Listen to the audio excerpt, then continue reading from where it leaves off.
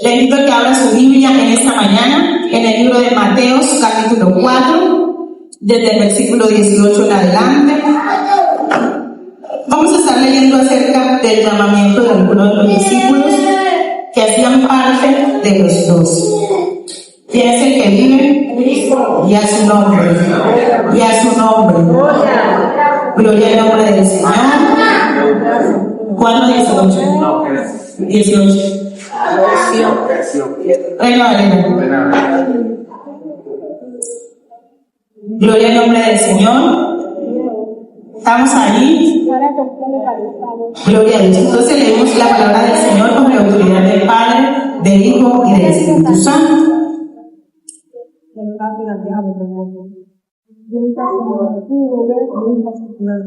Y dice así. Andando Jesús junto al mar de Galilea, vio a dos hermanos, Simón llamado Pedro y Andrés su hermano, que echaban la red en el mar, porque eran pescadores. Y les dijo: venid en pos de mí y os haré pescadores de hombres. Ellos entonces, dejando al instante las redes, les siguieron.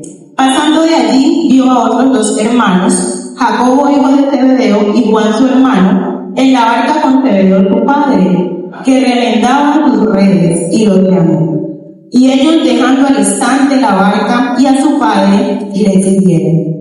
Amén. Gloria al nombre del Señor. Algo que me impacta de estas dos historias muy similares es que ambos tuvieron un encuentro con Jesús. Ellos no podían seguir a Jesús o ser discípulos de Jesús si Jesús no se les presentaba a su vida. Y en medio de pescar toda la noche, Lucas lo describe así, en medio de que ellos pescaron toda la noche, trabajaron toda la noche y no lograron pescar nada, en Lucas dice que cuando ellos llegaron a limpiar sus mantas, Jesús le dijo que le prestara una de las barcas. Entonces Jesús se montó en la barca y empezó a predicar el evangelio. Luego de eso, Jesús le dice a Pedro: vamos, boga mar adentro. Y Pedro le dice a Jesús: pero si hemos trabajado toda la noche y no hemos logrado pescar nada. Sin embargo, en tu nombre echaré la red. Y dice la palabra del Señor que fue tanto los peces que lograron coger que llamaban a otras barcas para que ellos pudieran también recoger peces. Pero lo impactante de la historia es que cuando llega a la tierra, Pedro queda tan impactado por ese milagro que Jesús hace, que en Pedro entró un temor. Pero no un miedo, sino que entró un temor reverente ante la presencia de Jesús, y él pudo reconocer que no era cualquier ser, no era cualquier hombre quien estaba delante de él. Entonces, en medio de ese milagro, Jesús llama a Pedro, llama a Jacobo y llama también a los hijos de Zebedeo. Pero lo impactante no solamente es que Jesús hace un milagro y los llama, porque Jesús cada día hace milagros en nuestra vida. La Biblia dice en Lamentaciones que sus misericordias se renovan cada mañana y que grande es su fidelidad. O sea, usted hoy y yo estamos aquí porque Dios ha hecho un milagro extraordinario para con nosotros. Pero Jesús no solamente hace el milagro en la vida de estos hombres, sino que también les hace un llamado. Y le dice, y les digo: venid en pos de mí y os haré pescadores de hombres. Ellos entonces, dejando al instante las redes, les siguieron. Y eso a mí me impactaba muchísimo me impactaba, porque resulta que hoy para muchos hombres y mujeres seguir a Jesús dice: ay, pero es que yo no puedo dejar la música, yo no puedo dejar el trago, yo no puedo dejar la mujer, yo no puedo dejar el hombre, yo no puedo dejar esto, yo no puedo dejar esto, yo no puedo dejar esto por seguir a Jesús. Pero estos hombres automáticamente sintieron el llamado de Jesús, no les importó dejar todo. Dice que dejándolo todo, dejaron la barca, dejaron todo, siguieron a Jesús. Y mi pregunta es: ¿ellos no eran humanos como tú y como yo? ¿Ellos no tenían debilidades y situaciones como tú y como yo? Pues yo diría que sí. Que también tenían sus debilidades, también tenían sus situaciones, también tenían circunstancias, también tenían cosas que les impedían que cambiar de vida. Pero ellos, apenas tuvieron un encuentro con Jesús, no les importó porque era la oportunidad que ellos estaban necesitando. Como hoy aquel que no ha recibido a Jesús es la oportunidad que necesita. De que Jesús no solamente se les presente y entre a su barca, sino que también este mismo Jesús pueda intervenir para cambiarla de una vez y definitivamente por todas. Amén. Pero hoy nos cuesta porque el llamado del Señor requiere de rendición y requiere de obediencia. Requiere de rendición y requiere de obediencia. Y ellos, en medio de su rendición al Señor, le dijeron: vamos, yo lo dejo todo. Pero Jesús también les da una promesa, no solamente le dijo: síganme, sino que les haré pescadores de hombres. Como quien dice: lo que yo hoy estoy haciendo con ustedes mañana lo harán con otros. El discipulado que Jesús iba a iniciar con estos hombres, también estos hombres en algún momento de su historia iban a tener que realizarlo en medio de su caminar. Amén. ¿Y quién es el que vive? Y a su nombre. Gloria al nombre del Señor. Y algo maravilloso que pasó en medio de este llamado fue que Jesús no los obligó. Jesús no obligó a los discípulos a seguir. Pero debemos entender que un verdadero discípulo de Jesucristo acepta el llamado. Y cuando hablamos de llamado, no es solamente venir a la iglesia, orar, cantar, vigilar y ayunar. El llamado es algo mucho más profundo, que tiene mucho más trasfondo, que nosotros los creyentes lo experimentamos a diario. Pero Jesús en ningún momento obligó a estas personas. Jesús solamente les hizo la invitación: vengan, que yo los haré pescadores de hombres. Como hay personas, yo era una de las que decía: hasta que Jesús no me revele, yo no me lo américa. Pero entendí, a través de escuchar la palabra de Dios, que Dios no necesita venir y manifestarse físicamente aquí para que yo crea que Él existe y que Él es real.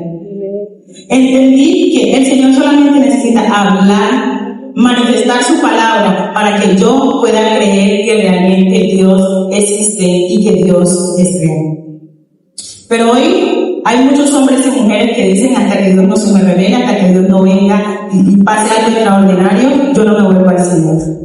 Y podemos ver algo que publicaba en estos días, es que somos la generación que más manifestaciones ha visto, pero somos la generación que más duro tiene el corazón para recibir a Jesús.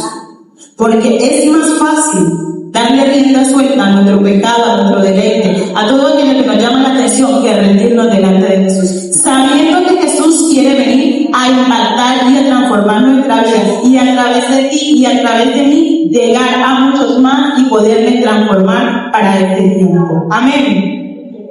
¿Quién es el que vive? Y a su nombre, porque nuestro Dios todopoderoso, gloria al nombre del Señor. Estos hombres lo dejaron todo: esposa, hijo, familia, trabajos. Y hoy usted dijo que no, porque necesita un trabajo y ahora debe Dios no le responde, ya quiere morir. Y ya, si usted está enfermo y Dios no lo sana, usted se quiere morir. Pero déjeme decirle que Dios no está en la obligación de sanarte. Dios no está en la obligación de bendecirte. Dios lo hace porque Él es bueno, porque Él hace, porque Él es soberano. Y porque en medio de su misericordia, Él ha decidido extender su gloria y misericordia. Y Dios hace los milagros. Incluso los milagros en sí, dice la Biblia, que mientras los apóstoles predicaban el Evangelio, le dijeron: Señor, haz milagros para que ellos crean.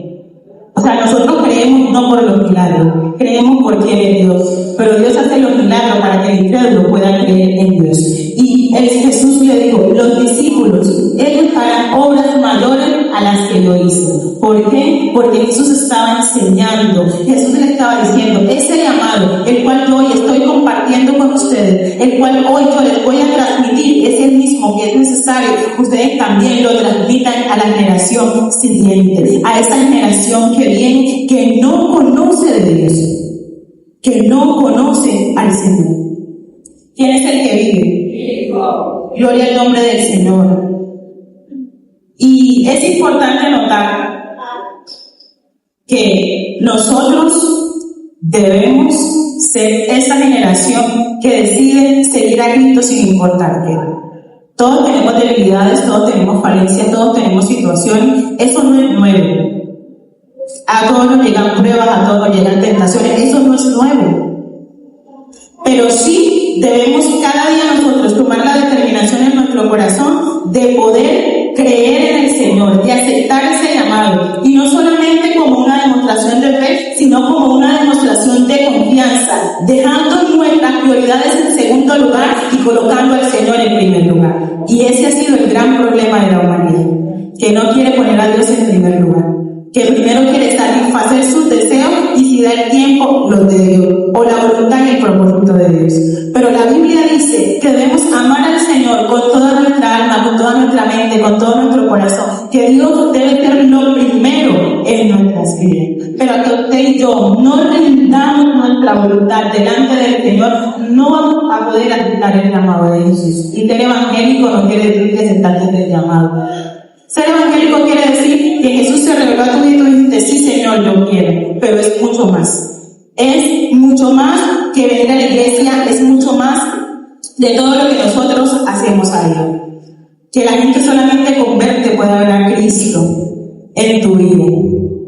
Yo recuerdo que una vez salí con las mías del imperio. Fui al imperio y salí con las mías. Estaba en la caja y salí con las mías. Y el cajero me... Porque el Señor se ha encargado de que su evangelio, de que los discípulos que se han hecho, los verdaderos discípulos, extiendan la palabra del Señor. Ellos no se han convertido no es por falta de palabra, es por la dureza del corazón, es porque no quieren rendir su voluntad, es porque no quieren someterse al Señor. Por eso ellos no han aceptado el llamado del Señor Jesucristo, porque no han querido doblegarse delante del Señor. Y ahí habemos o hay muchas personas que aunque siguen a Jesús no han querido todavía doblegar ese corazón delante de Dios. Y yo hablaba con las hermanas ayer en el ayuno y yo les decía, no es posible que tengamos 4, 5, 20 años en el Evangelio y usted todavía siga luchando con las mismas cosas como el día que ingresó al Evangelio. Se tiene que ver un crecimiento, se tiene que ver que Jesús está trabajando en usted, se tiene que ver que el Señor está transformando su corazón, que está transformando su interior. Porque si Jesús no cambia, entonces ¿quién va a cambiar? Si Jesús no transforma, entonces ¿quién va a transformar a la humanidad? No hay una forma, pero para eso debemos aceptar el llamado de Jesús. Aceptar que necesitamos la intervención divina de Dios en medio de nuestra vida, en medio de nuestras familias, en medio de nuestros corazones. Aceptar que ha sido mucho el tiempo en que hemos caminado y aunque quizás sigamos caminando en el Evangelio, se puede caminar en el Evangelio sin Cristo. Puedes adorar el nombre de Cristo pero no a Cristo. Puedes servir a Dios pero no adorar a Dios. Puedes cantar a Dios pero no adorar su nombre, ni exaltarle ni glorificarlo. Porque las palabras, cuando tú cantas y no cantas con el entendimiento, con el discernimiento, solamente son palabras. Son palabras. Amén. ¿Quién es el que vive? Y a su nombre. Gloria al nombre del Señor, tanto ustedes. Vamos a leer la palabra del Señor en Juan capítulo 8, versículo 32. Dice la palabra del Señor. Y conoceréis la verdad, y la verdad os hará libre. Le respondieron, linaje de Abraham somos, y jamás hemos sido esclavos de nadie. ¿Cómo dices tú, seréis libres? Jesús respondió, de cierto os digo, que todo aquel que hace pecado es esclavo del pecado. Y el esclavo no queda en la casa para siempre, el hijo sí queda para siempre. Así que, si el hijo os libertare, seréis verdaderamente libres. Amén. Y a su nombre. Y sabemos nosotros que dice que la verdad, esa verdad es Cristo, no hay otra verdad. No hay otra forma de nosotros ser libres sino Cristo, porque Cristo es la verdad.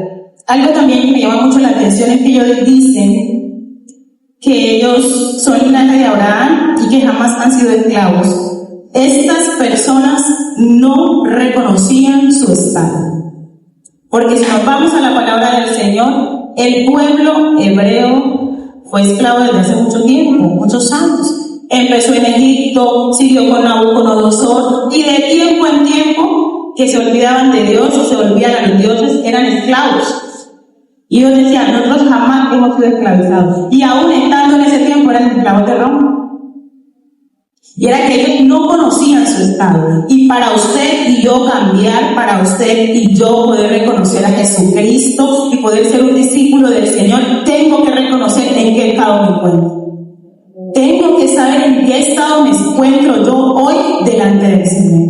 Si soy un discípulo que ha aceptado el llamado, o solamente soy un discípulo que he venido a la iglesia, glorifico el nombre de Dios, pero ya en mi vida no pasa nada.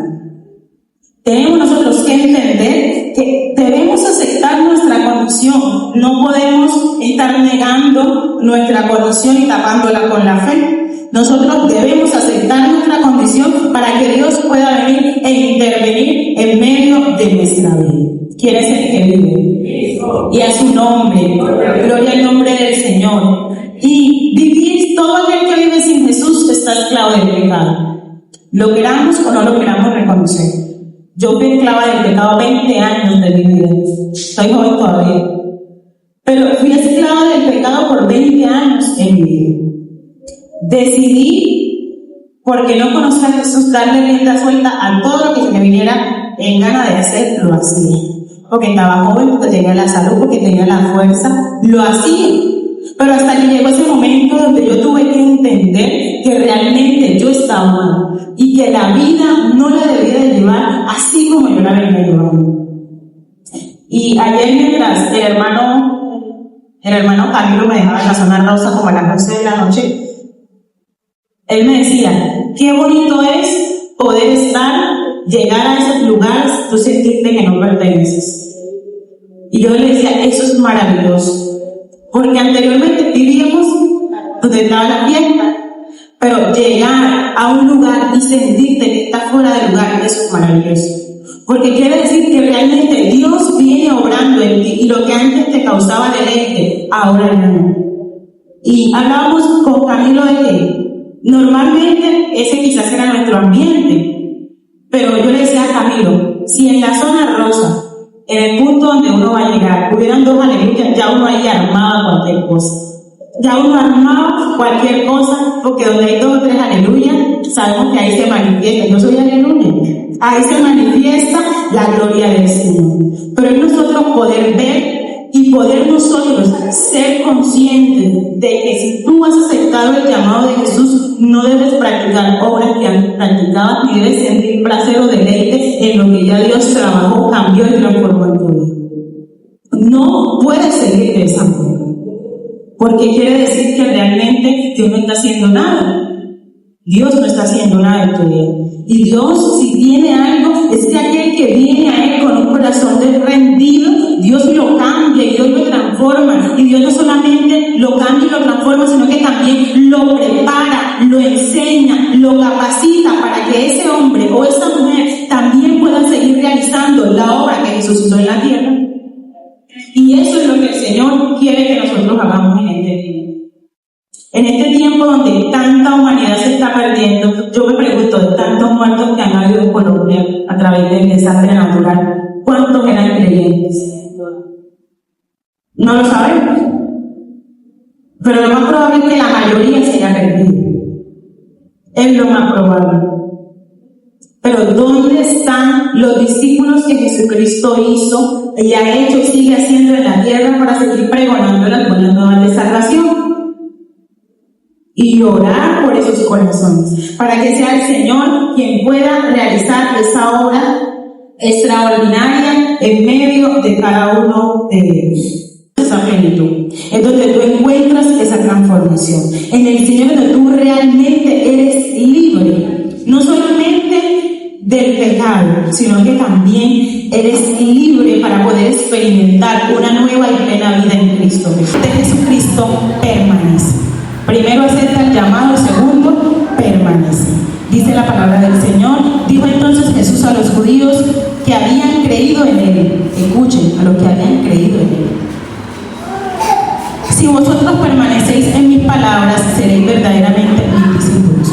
Le dijo a quienes, a los que habían creído, a los que habían creído en Él. O sea, Él no les estaba hablando a un poco de personas que no conocían a Jesús, que no creían en Jesús. Él les estaba hablando a hombres y a mujeres que creían en Él, que creían en la palabra que Él les había transmitido, que habían visto los milagros, que habían visto las hazañas que Jesús había realizado.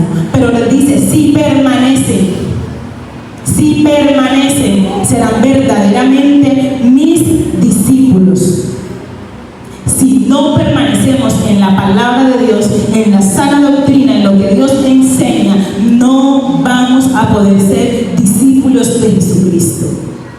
La permanencia es una muestra fehaciente de que Dios está en ti, es una muestra de que realmente ese discipulado, ese Jesús, ese Maestro, ese Espíritu Santo, que es aquel que te va a guiar a toda verdad, está haciendo su efecto en tu vida. Y lo está haciendo también en tu corazón. Pero en Juan capítulo 15 nos habla también un poco más acerca de la permanencia en el Señor. Juan 15, desde el versículo 4, dice la palabra del Señor: permaneced en mí y yo en vosotros. Como el pámpano no puede llevar fruto por sí mismo si no permanece en la vid, así tampoco vosotros si no permaneces en mí. Yo soy la vid, vosotros los pámpanos. El que permanece en mí y yo en él, este lleva mucho fruto, porque separados de mí nada podéis hacer. El que en mí no permanece será echado fuera como pámpano, y se secarán, y los recogen y los echan en el fuego y arden. Si permanecen en mí y mis palabras permanecen en vosotros, pedid todo lo que queréis y os será hecho. Gloria al nombre del Señor. El permanecer en Jesús, eso va a permitir que tú des fruto. Ninguna persona que permanezca bien delante del Señor, obedeciendo, honrándole y sirviéndole, no puede llevar fruto. Una muestra es que tiene que llevar fruto. Una muestra es que tiene que producir mucho fruto. Pero también recuerden que los frutos, cuando tú tienes fruto, también aparecen las piedras. Es parte del proceso. Pero si tú permaneces en el Señor, tú vas a tener mucho fruto. Y apartados de Jesús, literalmente, nada podemos hacer. Porque somos como esa tierra inerte, esa tierra que no da fruto, esa tierra que es infructífera, que por más que usted siembre, por más que usted le haga, no da fruto. Apartados del Señor, nosotros somos como esa higuera estéril. Que dice la palabra del Señor que Jesús fue a buscar fruto, pero no encontró. Entonces Jesús le dijo una palabra a la higuera y se fue. Cuando regresó al otro día por el mismo camino con los discípulos, dijeron: ay, de verdad se secó. Pero realmente eso vamos a hacer en el Señor. Si no determinamos con nuestra vida permanecer y permanecer bien. Usted puede permanecer en su casa, con su esposo, con su hijo, en un trabajo, pero usted puede estar y no quiere estar ahí. Hace rato puede que usted se quiera ir y puede hacer las cosas por hacer. En el Señor debemos permanecer bien, hacerlo con amor y hacerlo con excelencia, porque es para Él. Que no es fácil, pero es que nada es fácil. Pero cuando realmente tú llevas una vida rendida delante del Señor, la carga se vuelve llevadera. Dios te renueva la fuerza, Dios te da la sabiduría y Dios te ayuda a permanecer. Aún en medio de tus debilidades, tú las traes a Dios y Dios obra para que esas debilidades se vuelvan fortalezcas o tú las puedas vencer y ellas no te venzan a ti. Amén. Gloria al nombre del Señor. Y el versículo 6 dice: el que en mí no permanece será echado fuera como pámpano, y se secarán y los recogerán y los echarán en el fuego y arden. ¿Y qué representa el fuego para usted en esta mañana de este versículo? La hermana lo dice suavecito y mueve la cabeza. Pero es una realidad, es una realidad. Si usted se aparta, está en Cristo y se aparta de Cristo, dice que ese pámpano el Señor lo despega y lo tira. Y ahí tenemos una muestra, y es que cuando el hermano Erwin nos mocha los palitos, todas esas ramas se secan. ¿Y cómo se secan?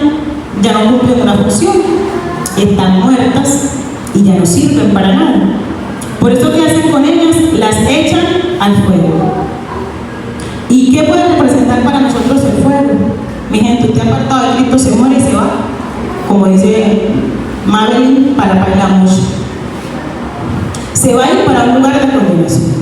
Y eso es lo que el Señor no quiere. Pero ahí se lo decía ahorita. Hay personas que dicen, ay, todo el tiempo nos dicen que Cristo viene pronto, que Cristo viene pronto, que Cristo viene pronto, que desde que estoy pequeñito Cristo viene pronto, Cristo viene pronto. Es una realidad, es una advertencia. Cuando usted le dice Cristo viene pronto, le está diciendo prepárese, prepárese. También hablábamos ayer con las hermanas de que referente al temblor o al sismo, o como lo quieran llamar, cuando usted está preparado para un evento de eso, usted ha adquirido el conocimiento, usted ha buscado, bueno, en caso de temblor, aparte de salirme para la calle, que es lo que hacemos todos, si llegado el caso no me da tiempo de salir, ¿dónde me debo de poner para no morirme tan rápido? O para que si me caigo pueda sobrevivir un poquito.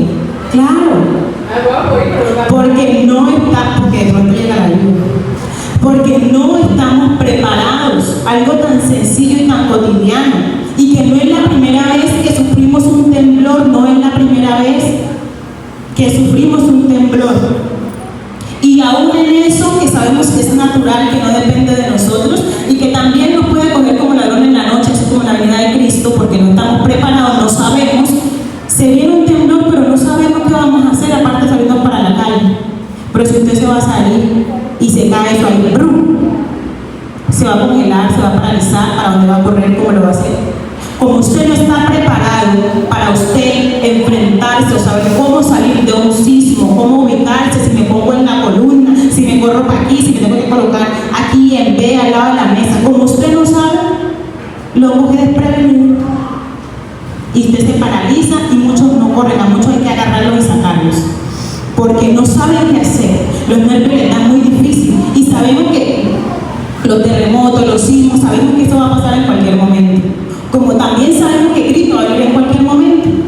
Pero aunque sabemos que el terremoto va a venir, no nos preparamos ni nos capacitamos para saber qué vamos a realizar. Pero también aunque sabemos que Cristo va a venir, nos quedamos diciendo, sí, Cristo viene, sí, Cristo viene, sí, Cristo viene, sí, Cristo viene, pero ¿qué vas a hacer para que Cristo cuando venga te encuentre preparado, te encuentre listo, te encuentre permaneciendo en la fe, honrando y agradando su nombre? ¿Qué vas a hacer?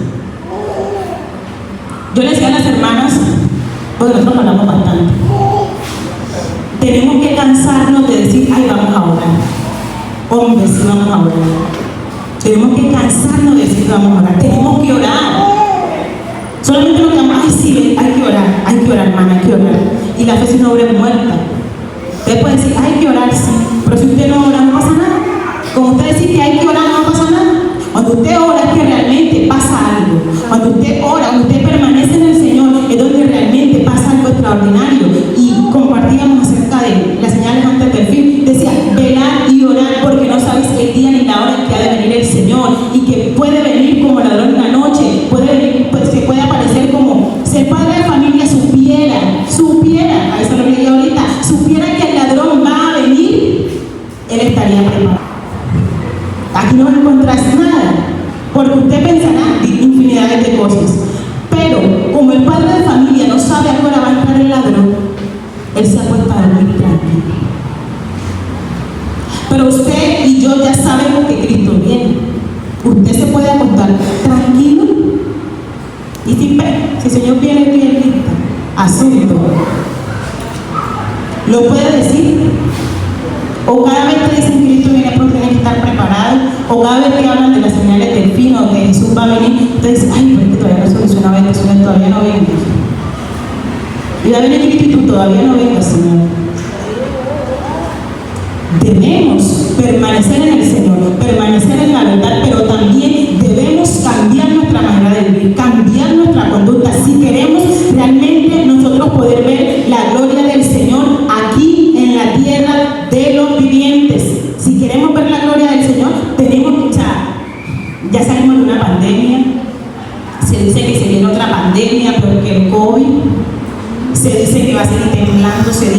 veces se dicen muchas cosas catastróficas para el mundo, y todo eso puede que sea cierto. Dios dice que van a haber muchas cosas más, pero usted está preparado para que si viene la pandemia, la plaga no toque su moral. Usted está preparado para que si tiembla y usted se muere ahí, se fue con Cristo. Y un mayor ejemplo de eso para nosotros fue Pablo. Pablo dijo: no sé si irme con el Señor o quedarme aquí con ustedes ayudándole. O sea, porque este era un hombre que ya tenía claro, dijo: si yo me muero, yo me voy con el Señor, pero hombre, usted es como que me necesita. Él tenía claro eso, y que usted y yo podamos tener claro que como discípulos de Jesucristo, si nos vamos con Cristo. Y que usted pueda decir: Señor, yo ya hice mi trabajo, yo ya hice mi labor en la tierra, yo prediqué, yo evangelicé, yo le di la palabra al amigo, al vecino, al tío, yo hice mi trabajo. Si tú vienes hoy, yo puedo irme tranquilo. Pero no, la humanidad tristemente cada día endurece más su corazón al Señor. Ay, que ser evangélico, eso es muy difícil. Ay, que yo no quiero ver evangélico para después fallarle a Dios. Pues yo llevé 20 años fallándole al Señor y no me morí. Y ahora que decidí servirle al Señor, ahora que me voy a morir, si antes el Señor va a mirar esa acción como que realmente mi hija se quiere restaurar, mi hija ha entendido que estaba mal, yo le voy a dar vida para que ella pueda gozar en plenitud lo que es servirme, lo que es adorarme, lo que es exaltarme. Eso es lo que hace el Señor en medio de nuestras vidas. Amén. Y el que permanece trae recompensa, o recibe su recompensa. La Biblia dice que bienaventurado el varón que soporta la tentación, porque cuando haya resistido, recibirá la corona de vida que Dios ha prometido a los que le aman. Está en Santiago 1:12. Y eso es lo que usted va a recibir. La recompensa. ¿Qué mayor recompensa que esa corona de vida? ¿Qué mayor recompensa que el ser alzado en gloria por el Señor? Es lo que cada uno de nosotros quiere. Pero lo queremos de corazón, no solamente lo queremos de labios. Yo le digo a la gente: es muy fácil, porque a mí me gusta evangelizar, me gusta hablar bastante, muchachos. Es muy fácil decirle a la gente: yo creo en Jesús. Es que yo sé que eso existe, pero cuando yo lo manifiesto con mi vida, con mis acciones, tiene un efecto mayor, tiene un efecto mejor. Porque no es lo que tú digas, nosotros hablamos demasiado, decimos muchas cosas, pero cuando con mi vida yo muestro que realmente lo estoy viviendo, la gente dice: sí, es verdad. Eso es verdad. Y cada vez que un creyente o discípulo de Jesús permanece en el Señor, glorifica a Dios. Dice: en esto es glorificado mi Padre, en que llevéis mucho fruto y seáis mis discípulos. Es glorificado el Señor. Y todo lo que pidieres os será hecho. Todo lo que pidieres os será hecho. Tú pides, Dios da. Tú pides, Dios da. Pero no porque tú seas bueno, porque Dios es bueno, porque Dios es soberano. Y porque Dios se place en bendecirte.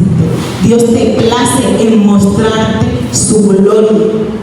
Por eso es que el Señor lo va a hacer de esta manera.